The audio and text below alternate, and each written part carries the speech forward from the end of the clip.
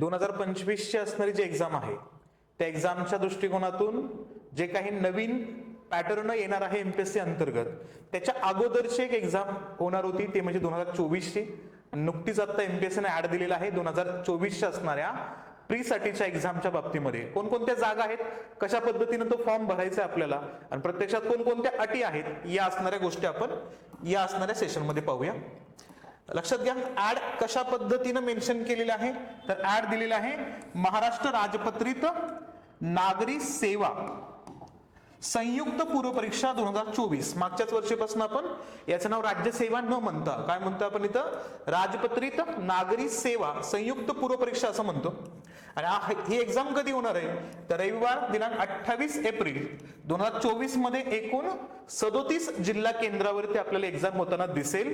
Add आज येते आणि याच्यामध्ये काय सांगण्यात आलं की सामान्य प्रशासकीय विभाग ज्याला आपण राज्यसेवा म्हणतो याच्या अंतर्गत एकूण पद किती आहेत तर 205 पद आहेत. त्यानंतर येतो मृद व जलसंधारण विभागाअंतर्गत महाराष्ट्र स्थापत्य अभियांत्रिकी सेवा याच्यामध्ये जर पाहिलं तर एकूण 26 पद आहेत. आणि त्यानंतर तिसऱ्या कॅटेगरीमध्ये महसूल व वन विभागाच्या अंतर्गत महाराष्ट्र वनसेवा जे म्हणतो आपण त्याच्यामध्ये एकूण 43 जागा आहेत. आणि हे सगळे जे पद आहेत ना हे पद गट अ आणि गट ब या स्तरांच्या अनुषंगाने आपल्याला या असणाऱ्या एक्झामच्या पॅटर्न अंतर्गत पाहायला मिळतील. आणि याच्यामध्ये जर आपण स्पष्ट पद्धतीमध्ये एक्झामच्या दृष्टिकोनातून फॉर्म कधी भरायचा याच्या डेट बद्दल जर बघायचं झालं तर डेट दिलेला आहे तो म्हणजेच काय तर अर्ज सादर करण्याचा कालावधी कधी असणार आहे तर दिनांक 5 जानेवारी 2024 चा असणारा 2 वाजल्यापासून ते 25 जानेवारी 2024 पर्यंत हे रात्री 11:59 पर्यंत चालणार आहे.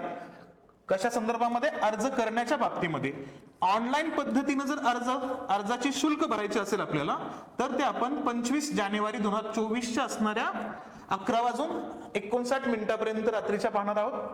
नंतर जर तुम्हाला ऑफलाईन स्वरूपामध्ये भारतीय स्टेट बँक चलनाद्वारे जर शुल्क भरायचं असेल तर ते तुम्ही 28 जानेवारी पर्यंत भरू शकता रात्री 12च्या अगोदर. चलनाद्वारे जर परीक्षा शुल्क भरण्याचा अंतिम दिनांक कोणता असेल तर तो असेल 29 जानेवारीचा म्हणजे एक दिवस तुम्हाला अजून एक्स्ट्रा त्या ठिकाणी मिळू शकतो ऑफलाईनच्या अनुषंगाने. आता या असणाऱ्या ऍड मध्ये आपल्याला ज्या काही जागा आयोगानं आता क्लिअर करून दिलेल्या आहेत त्याच्यामध्ये राज्यसेवेच्या ज्या 205 जागा आहेत त्याच्यामधली असणारी विभागणी कशी आहे वनसेवेच्या अंतर्गत आणि अभियांत्रिकी सेवेच्या अंतर्गत कशा जागा आहेत त्याचा आपण पूर्णपणे आढावा बघूया. यामध्ये जर पाहिलं तर राज्यसेवा परीक्षा 205 जागा आहेत. यामध्ये उपमुख्य कार्यकारी अधिकाऱ्याच्या किंवा गट विकास अधिकारी म्हणजे डेप्युटी सीईओ आणि बीडीओ या असणाऱ्या पदाच्या अंतर्गत उच्च श्रेणी ज्याला गट अ म्हणतो एकूण 27 पद आहेत. आणि या पदांच्या बाबतीमध्ये जर उल्लेख करायचा असेल तर याच्यामध्ये अनुसूचित जातींचा उल्लेख केला तर 3 पद आहेत, जमातींचा उल्लेख केला तर 2 पदांचा उल्लेख करतो. अशा पद्धतीचा संदर्भ आणला तर एकूण आरक्षित पद आहेत एकूण 16 आणि अराखीव पदांचा उल्लेख केला तर 11 पद आहेत. आणि एकूण किती पद आहेत या असणाऱ्या बीडीओ आणि डेप्युटी सीईओच्या बाबतीमध्ये तर हे 27 जागा आहेत. हे याच्यामध्ये थोडं लक्षात घेऊया आपण. ठीक आहे. बाकीचं असणारी जी विभागणी आहे जात निहाय त्या तुम्ही बघू शकता इथं. पण सोबत उल्लेख केला नंबर 2च्या पदाचा उल्लेख तर सहाय्यक संचालकांचं पद आहे महाराष्ट्र वित्त व लेखा सेवा गट अ याच्या अंतर्गत एकूण 40 पद आहेत. आणि या पदाच्या अंतर्गत पाहिलं तर एकूण आरक्षित पदांचा उल्लेख केला तर 31 पद आहेत. आणि अराखीव पदांचा उल्लेख केला इथं आपण तर 9 पदांचा असं टोटल किती असेल तर टोटल हे 40 पद याच्यामध्ये आहेत ते इथे लक्षात घेणं अपेक्षित असणार आहे. म्हणजे जे साहेब लोक खूप मोठ्या असणाऱ्या तयारीनं आणि खूप जास्त कालखंडाच्या असणाऱ्या विलंबानंतर वाट बघत असतात की डीसी डीवायएसपीच्या पोस्ट निघतील पण या तर असणाऱ्या अटेंडमध्ये आतापर्यंत या जागा या ठिकाणी आपल्याला दिसत नाहीत. पण कदाचित जागा वाढणार असतील वाढतील त्यावेळेस आपल्याला या जागांच्या संदर्भामध्ये नवीन डाटा त्या ठिकाणी प्राप्त होईल तेव्हा आपला क्लास परत एकदा ऑनलाईन स्वरूपामध्ये याचं असणार नोटिफिकेशन आपल्यासाठी घेऊन येईल. ठीक आहे. आता सध्या फक्त कोणत्या पदांचा उल्लेख करतो आपण या ठिकाणी तर डेप्युटी सीईओ असेल बीडीओ असेल आणि सहाय्यक संचालकांचा उल्लेख करतो आपण महाराष्ट्र वित्त व लेखा सेवाच्या अंतर्गत. 3 नंबरच्या पोस्टचा उल्लेख केला तर सहाय्यक आयुक्त आहे, ज्यांना आपण प्रकल्प अधिकाऱ्याच्या कॅटेगरीमध्ये म्हणतो. एकात्मिक आदिवासी विकास प्रकल्पाच्या अंतर्गत पोस्ट आहे. गट अ च्या अंतर्गत श्रेणी 2 आहे. याच्यामध्ये एकूण आरक्षण पद 1 आहे, अराखीव पद 2 आहेत, एकूण पद आहेत 3. नंतर उद्योग उपसंचालक तांत्रिक गट अ एकूण 7 पद आहेत त्याच्यामध्ये.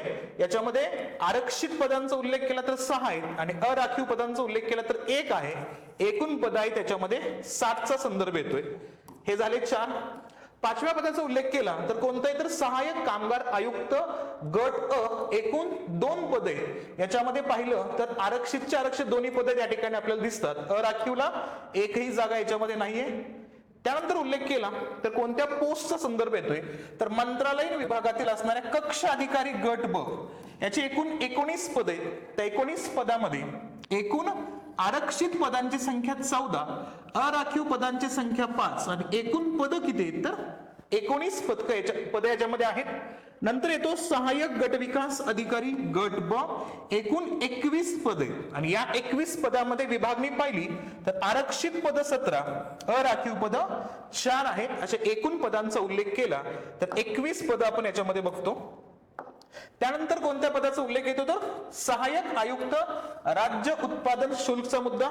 याच्या अंतर्गत खूप जास्त विद्यार्थ्यांची अपेक्षा असते, जी काही डीवायएसपीच्या बाबतीमध्ये जी तयारी करतो आपण वर्दीच्या अनुषंगाने, त्या वर्दीचा उल्लेख आपण याच्यामध्ये बघू शकतो. एकूण 1 पद आहे आणि हे 1 पद कशा पद्धतीने असेल या ठिकाणी तर अराखीव कॅटेगरी अंतर्गत 1 पद आहे.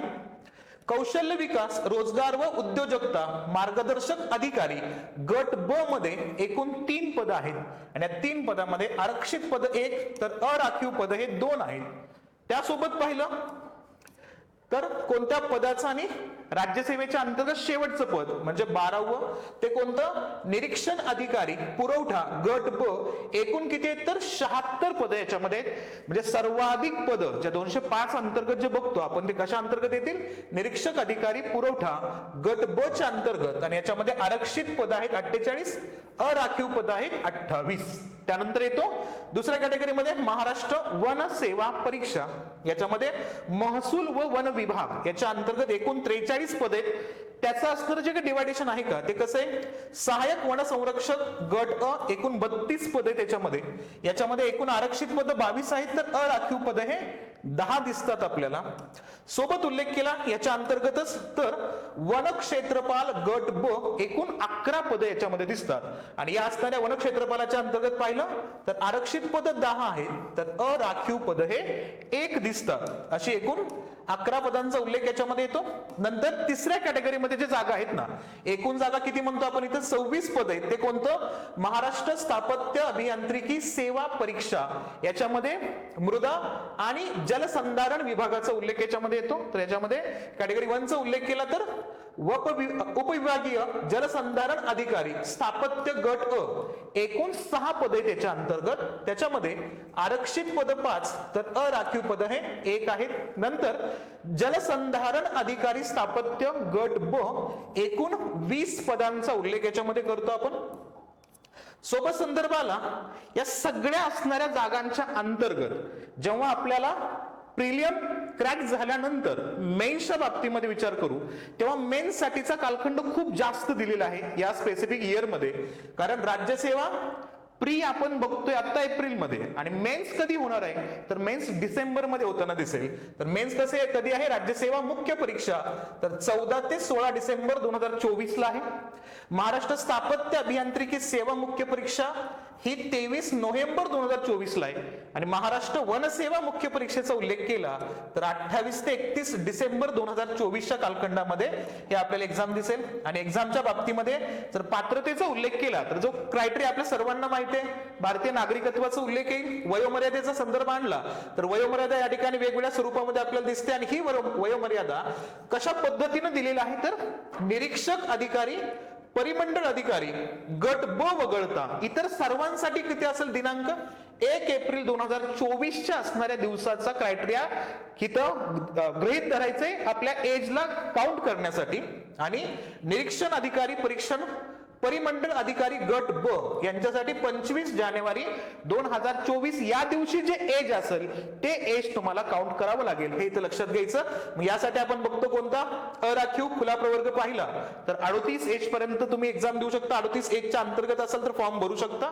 मागासवर्गीय असेल, अनाथ असेल त्याच्यामध्ये तर 43 एजचा उल्लेख येतो. नंतर कमाल वयाच्या अंतर्गत आपण प्रावीण्यप्राप्त खेळाडूंचा उल्लेख केला. अराखीव म्हणजे खुला प्रवर्ग ओपन कॅटेगरी 43 एज आहे. मागासवर्गीय असतील, अनाथ असतील तर 43 एजचा उल्लेख येतोय. माजी सैनिक, आणीबाणी व अल्पसेवा राजदिष्ट अधिकाऱ्यांचा उल्लेख केला तर दोघांसाठी 43च आहे.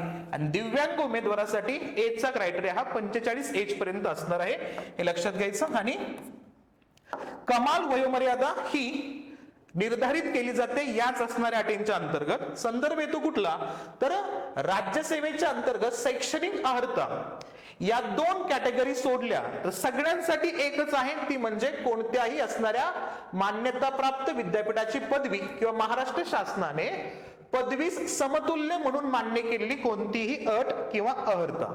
मग याच्यामध्ये लक्षात घ्यायचं या 2 पोस्ट साठीच अट वेगळी आहे. कोणती अट आहे? सहाय्यक संचालक महाराष्ट्र वित्त व लेखा सेवा गट अ यांच्यासाठी अटी काय आहेत ते बघा. याच्यामध्ये सांविधिक विद्यापीठाची किमान 55% वाणिज्य शाखेची या ठिकाणचा स्नातक पदवी किंवा Institute of Chartered Accountants of India यांनी घेतलेली सनदी लेखापालाची अंतिम परीक्षा उत्तीर्ण पाहिजे, किंवा Institute of Cost and Work Accounts यांनी आयोजित केलेली परिव्यय लेखाशास्त्राची अंतिम परीक्षा उत्तीर्ण, किंवा सांविधिक विद्यापीठाची वाणिज्य मधील पदव्युत्तर पदवी किंवा अखिल भारतीय तंत्र शिक्षण परिषदेच्या मान्यताप्राप्त संस्थेमधून वित्त व्यवसाय प्रशासन व विशेष तज्ञसह पदव्युत्तर पदवी पाहिजे. MBA चा उल्लेख याच्यामध्ये केला जातोय. आणि दुसरं जो पद आहे ना उद्योग उपसंचालक तांत्रिक गट हे सगळे टेक्निकल असणारे क्रायटेरियाज आहेत. या पद्धतीने तुम्ही जर क्रायटेरियामध्ये बसत असाल तर तुम्ही या पदांच्या अनुषंगाने फॉर्म भरू शकता. आणि याच्यामध्ये सांविधिक विद्यापीठाची अभियांत्रिकी मधील स्थापत्य अभियांत्रिकी तसेच स्थापत्य अभियांत्रिकी मधील विषयांच्या गटांशी संलग्न असलेल्या कोणकोणत्या वास्तुविद्या, नगर रचना इत्यादी विषयांव्यतिरिक्त किंवा तंत्रज्ञानातील पदवी किंवा विज्ञान शाखेतील संवैधानिक असणारी विद्यापीठाची पदवी असेल तरच तुम्हाला हे फॉर्म भरता येणार आहे. क्रायटेरिया फक्त या 2 असणाऱ्या पोस्टसाठी सेपरेट आहे. बाकीसाठी तुमची पदवी कंप्लीट असेल तर तुम्ही या पद्धतीचे असणारे फॉर्म भरू शकता. ठीक आहे. त्यानंतर थोडासा क्रायटेरिया बघितला तर महाराष्ट्र वनसेवा वन क्षेत्रपाल पदाचा उल्लेख आणि त्याच्या अंतर्गत असणारे क्रायटेरिया हे आपल्या सर्वांना रेग्युलर माहितीच आहे. तेच क्रायटेरिया मांडलेला आहे, वेगळ्या पद्धतीचं नाही. पण एकदा फॉर्म भरायच्या अगोदर तुम्ही या कॅटेगरीशी बिलॉंग करत असाल तर व्यवस्थित वाचून फॉर्म भरण्याचा प्रयत्न करा.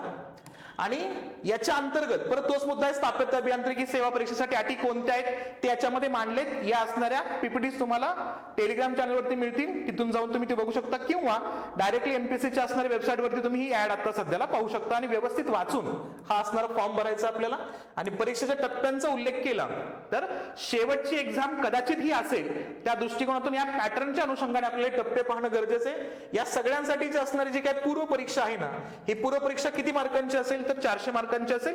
याच्यामध्ये 2 पेपर आहेत आणि तो पेपरचा उल्लेख पाहिला तर ज्याला आपण जीएस पेपर फर्स्ट आणि जीएस पेपर सेकंड म्हणतो शक्यतो, पण त्याला कोणत्या फेमस नावाने ओळखतो आपण या ठिकाणी तर जीएसचा पेपर आणि सीसॅटचा पेपर या 2 नावाने ओळखतो आपण. मेन्सचा उल्लेख केला तर राज्यसेवेसाठीची मेन्स ही 800 मार्कांची आहे. आणि थोडंबतच आपण त्या ठिकाणी महाराष्ट्र स्थापत्य अभियांत्रिकी सेवा परीक्षा आणि वनसेवेचा पाहिला तर 400 मार्कांचे असणारे मेन्स असेल. आणि इंटरव्ह्यूचे जे मार्क आहेत ना राज्यसेवेसाठी 100 मार्क आणि इतर असणाऱ्या 2 अभियांत्रिकी सेवा आणि वनसेवा यांच्यासाठी 50-50 मार्काचा इंटरव्ह्यू आहे. हा क्रायटेरिया या ठिकाणी परत एकदा रिपीट करून दिलेला आहे. फॉर्म भरायचा असेल, आपण आपल्या असणाऱ्या पात्रतेच्या अनुषंगाने पात्र असू तर या ठिकाणी तुम्हाला संकेतस्थळ दिलेलं आहे, या असणाऱ्या लिंक प्रोव्हाइड केलेल्या आहेत आयोगानं ऑनलाईन झोन मध्ये. तर या लिंक वरती जाऊन तुम्ही फॉर्म भरू शकता.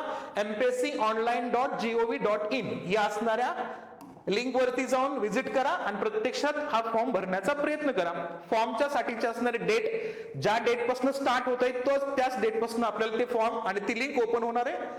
परीक्षा शुल्काचा विचार केला तर कोणत्या असणाऱ्या शुल्काचा उल्लेख करतो याच्यामध्ये आपण, तर अमागास प्रवर्ग असेल तर 544 रुपयांचा उल्लेख आहे, आणि मागासवर्गीय असतील, अनाथ, दिव्यांग असेल तर 344 रुपयाचे असणारे परीक्षा शुल्क, जे आपल्याला ऑलरेडी माहिती आहे ते तुम्ही भरू शकता. ठीक आहे, म्हणजे प्रत्यक्षात ऍड आलेले आहे, पण या ऍड मध्ये आपल्याला अपेक्षित असणारी पदं आता जरी मिस वाटत असतील तरी भविष्यामध्ये कदाचित ही संख्या वाढताना दिसेल आपल्याला. त्यामुळं आशादायी राहू आपण सर्व, आणि आयोग जे काही अपडेशन देईल त्या असणाऱ्या अपडेशनला आपल्या क्लासच्या माध्यमातून कंटिन्युअसली आम्ही अपडेट करत राहू. सेशन वेगवेगळ्या विद्यार्थ्यांपर्यंत पोहोचवा, जेणेकरून त्यांना राज्यसेवेची असणारी प्रीची ऍड त्यांच्यापर्यंत पोहोचेल आणि त्यांना फॉर्म भरण्यासाठी मदत होईल. ठीक आहे, थांबूया इथं आपण. थँक्यू.